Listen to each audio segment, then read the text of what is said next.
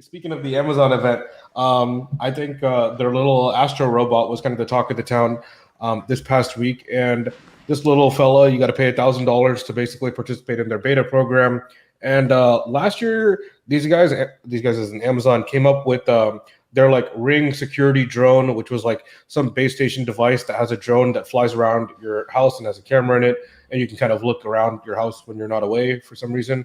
And then this new one is a robot on wheels that they made. They tried to make it very funny that says it can't grab you a beer, but it has a cup holder in there, I think, which was kind of pointless. But it's this little thing that can drive around autonomously on its own, and it has like a telescopic camera that pops up from the top if you want to see something like over a counter or whatever. And yeah, I mean, do you want a robot with multiple cameras roaming around your house whenever you're not home for quote security? Well, this is the street view of your house, essentially, because to really go around, you need to map up the entire place. I mean, this is what I think Roomba, some of these companies do, and that has to be done for this to navigate. Now, I guess they have one device on the floor and another flying around. Whatever they introduced. Yeah. So you have a couple of perspectives on these. And again, for now it's probably again a gadget, and it'll get going, and somebody will introduce combine the two, where the cleaning plus this utility and privacy implications, end of the day, what it means for you, and on top of it, the face ID, the recognition, and all those things are going back. And I'm pretty sure setting up this device is pretty straightforward, because Amazon knows your password anyway. They're sharing with your neighbors with whatever sidewalk and other things. But this entire process, with all these Amazon devices, and not knowing where the limit is, it's getting scary. It was that thing that flies in the air. What's that thing called? They It say was it a only. ring drone. Yeah. Oh, so yeah, I thought they had like a Cooler cute name. name for it. Yeah. Probably But does. they say it only starts. I guess the camera only comes on when it's doing so. I guess flying. I don't know. It doesn't stay on. They say it only goes on and starts capturing video during certain activities.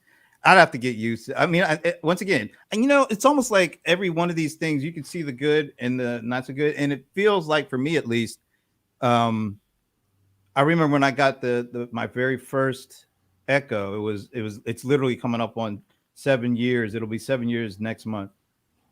I remember when I first saw it, I didn't really think about privacy.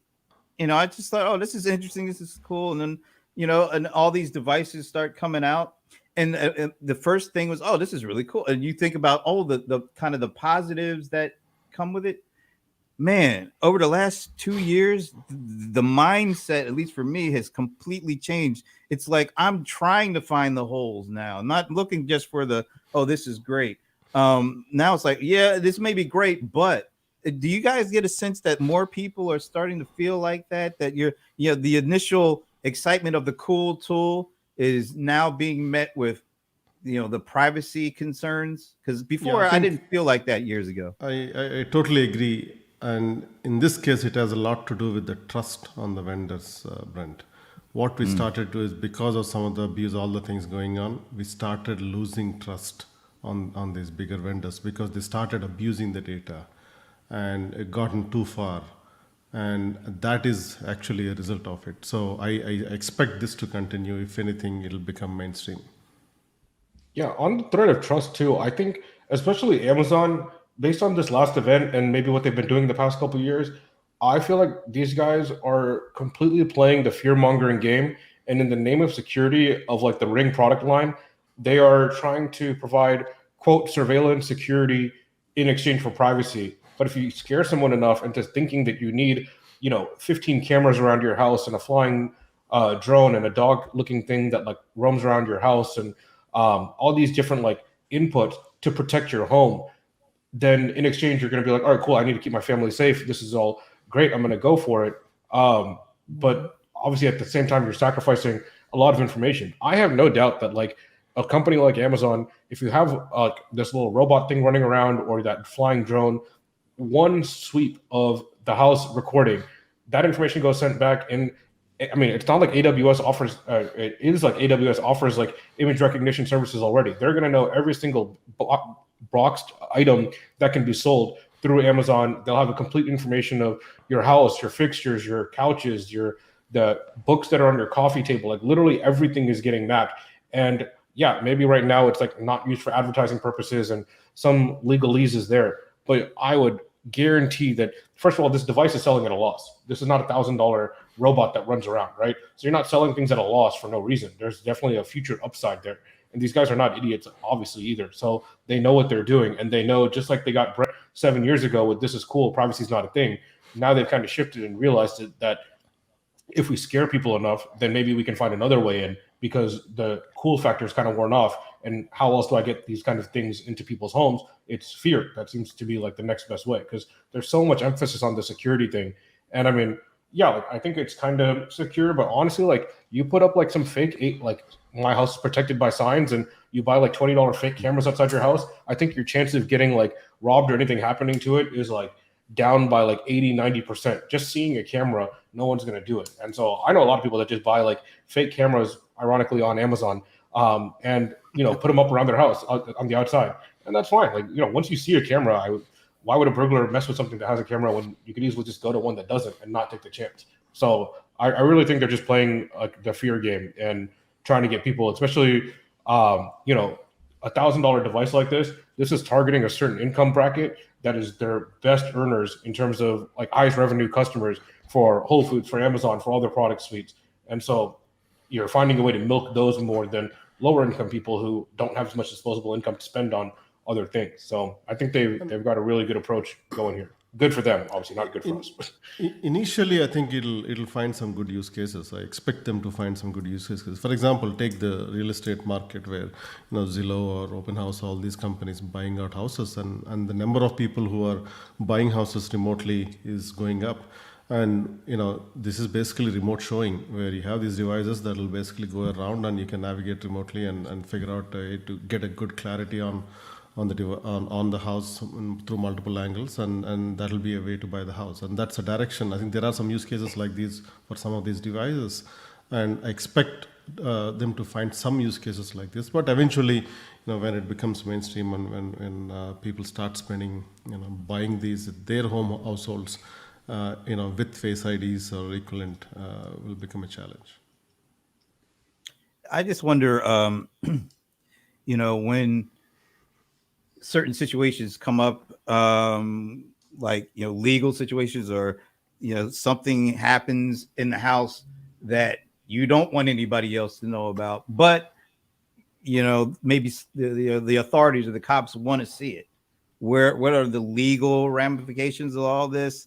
And then I guess the other thing is, this, Tejas, you mentioned this fear thing. Fear has been going on the whole insurance industry is kind of, to a certain extent, is based on fear. I mean, you can buy insurance for stuff that'll never happen to you, but you want to be covered. And so I think that, fear, I guess, like works to a certain extent, not in one aspect, but I guess just because of, our human frailties, that somebody says, well, this could happen and you want to be prepared for it. So this kind of trickles into almost everything people are selling us at this point. I mean, I think. Go ahead. That is also going to be the future of even the car insurance market. Right? In some of these cases, the insurance companies make more money than the car companies per car, and right. So then it makes sense that the car companies start offering insurance. So you're right that fear is a driving factor. Wasn't there something about Tesla offering auto insurance? Because basically, like, you can track everything that's going on in the car, so they can, between the cameras and the gyroscopes and tracking of all, you'll figure out basically who's right, who's wrong, have all the proof for it, and then I think be able to file a claim without ever having to talk to anybody. You just kind of know that it happened.